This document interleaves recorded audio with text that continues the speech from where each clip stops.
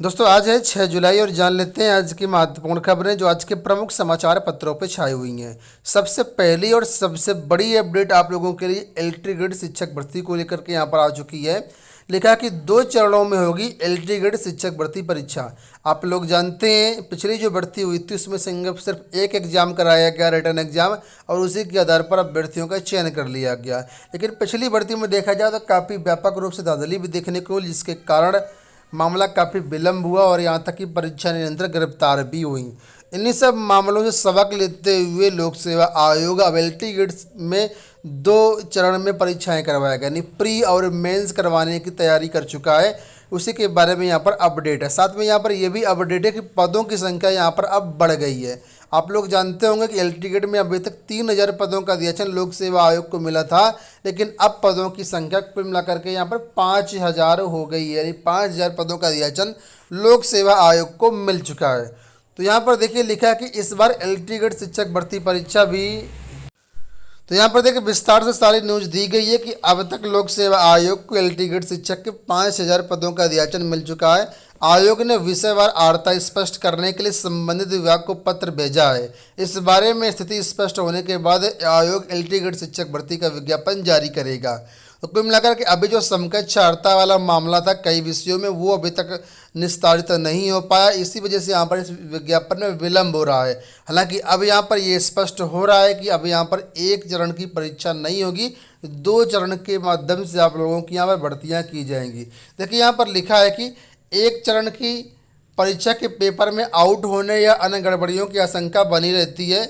इन सबको ध्यान में रखते हुए कुछ दिनों पहले आयोग ने निर्णय लिया था कि अब कोई भी भर्ती परीक्षा 1 चरण में नहीं होगी। एलटी ग्रेड शिक्षक भर्ती भी इसी दायरे में आ रही है। इस बार एलटी ग्रेड शिक्षक भर्ती के लिए पहले प्रारंभिक परीक्षा और उसके बाद मुख्य परीक्षा आयोजित की जाएगी। मुख्य परीक्षा के आधार पर ही अंतिम चयन परिणाम जारी किया जाएगा। आयोग के अफसरों ने भी इसकी पुष्टि कर दी है, यानी आयोग ने भी अब बता दिया कि हाँ एलटी ग्रेड में भी अब 2 फेस में आपका एग्जाम होगा। तो एक अच्छी अपडेट ये है कि यहाँ पर जो है पदों की संख्या बढ़ गई, हालांकि सभी पदों का आरक्षण अभी भी आयोग के पास नहीं पहुँचा है। यहाँ पर देखिए तो यहाँ पर पदों की संख्या के बारे में स्पष्ट रूप से बताया गया है कि कुल मिलाकर के उत्तर प्रदेश में एलटी ग्रेड प्रवक्ता के अंतर्गत 24,000 पद स्वीकृत हैं। इसमें से एलटी ग्रेड के करीब करीब 7,006 पद खाली हैं और प्रवक्ता के 1986 पद खाली हैं। इस तरीके से 9,882 पद रिक्त है। तो यहाँ पर पदों की संख्या अभी और भी बढ़ सकती है अगर पदों का पूरा आरक्षण आ जाता, लेकिन अभी तक 5,000 पदों का ही आरक्षण एलटी ग्रेड में आया हुआ है। चलिए बात करते हैं हम लोग अगली अपडेट के बारे में। तो यहाँ पर देखिए एमटीएस को लेकर के अपडेट है कि एमटीएस 2021 परीक्षा में टियर 1 में पहले दिन 43% अभ्यर्थी उपस्थित रहे हैं और लगभग देखा जाए तो 57% अभ्यर्थी यहाँ पर अनुपस्थित रहे हैं। तो एसएससी मध्य क्षेत्र के अंतर्गत की यहाँ पर बात हो रही। प्रयागराज स्थित एसएससी मध्य क्षेत्र के मुख्यालय में उत्तर प्रदेश और बिहार के 17 शहरों में परीक्षा करवाई गई है और इसमें करीब 43% उपस्थिति पाई गई है। बात करेंगे टीजीटी पीजीटी भर्तियों के अंतर्गत। तो यहाँ पर अपडेट है टीजीटी जीव विज्ञान परिणाम को लेकर के। 2011 का परिणाम अभी भी जारी नहीं किया गया है और इस परिणाम पर जो चयन बोर्ड उलझा हुआ है उसी के बारे में यहाँ पर अपडेट है कि टीजीटी बायो भर्ती का परिणाम पहेली बन गया है। इस विज्ञापन के अन्य विषयों में तो भर्ती पूरी हो चुकी है, लेकिन जीव विज्ञान विषय के परीक्षार्थियों की ओएमआर सीट का बंडल पानी में भीग जाने का मूल्यांकन नहीं किया जा सका था। इसके बाद ये मामला इतना पिछड़ गया कि अब चयन बोर्ड के सामने रिक्त पदों को लेकर के संकट खड़ा हो गया, जिसमें परिणाम घोषित नहीं हो पा रहा है। तो टीजीटी के इस भर्ती में जब विज्ञापन जारी हुआ तो 83 पदों पर भर्तियाँ हुई थी, 83 पद आए थे, लेकिन अब जब इसका वेरिफिकेशन कराया गया तो पदों की संख्या काफ़ी कम हो चुकी है। ऐसे में चयन बोर्ड ये निर्णय नहीं कर पा रहा है किस तरीके से परिणाम जारी किया जाए, क्योंकि अगर परिणाम जारी किया जाता तो अभ्यर्थी कहेंगे जितने पदों पर परिणाम आया था उतने पदों पर ही नियुक्ति दी जाए और फिर यहाँ पर मामला कोर्ट तक जा सकता है। आपको बता दें 83 पदों के सापेक्ष में मात्र 30 पद ही अब खाली मिले हैं, यानी 30 पदों पर ही चयन किया जा सकता है और यही कई सारे मामले जो आयोग को समझ में नहीं आ रहे हैं और इसी वजह से यहाँ पर जो है परिणाम जारी नहीं किया जा सका है।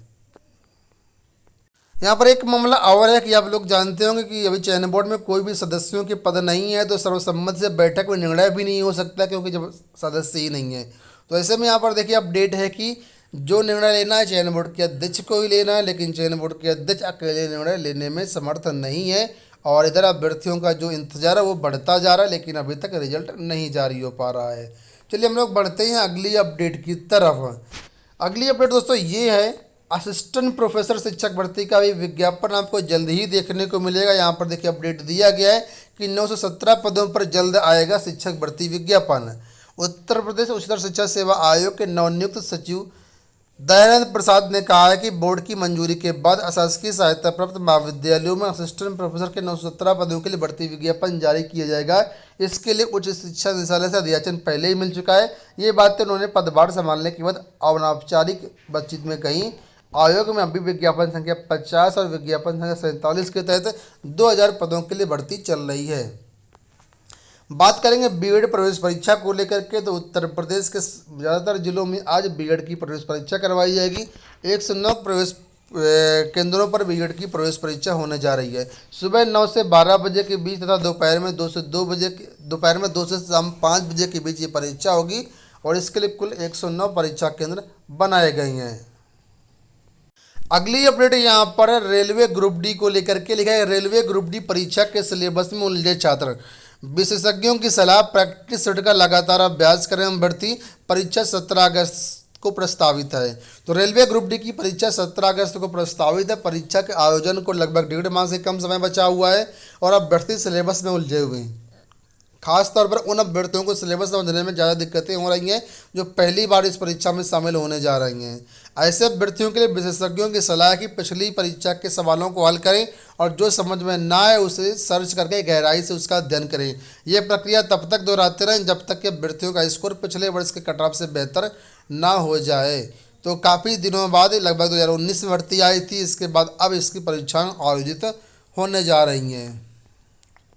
डीएलएड 2022 में आवेदन को लेकर के अपडेट है कि यहाँ पर जो अंतिम तिथि है करीब 15 दिन से फिर से बढ़ाई जाएगी। आप लोग जानते होंगे डीएलएड में कोई भी छात्र इंटरेस्टेड नहीं है आवेदन करने के लिए ना करने के लिए, इसी वजह से यहाँ पर क्या है एक बार फिर से 15 दिन डेट बढ़ाने की सिफारिश की गई है और परीक्षा नियामक कार्यालय की तरफ से जो है इसका प्रस्ताव भेज दिया गया 15 दिन डेट बढ़ाने के लिए।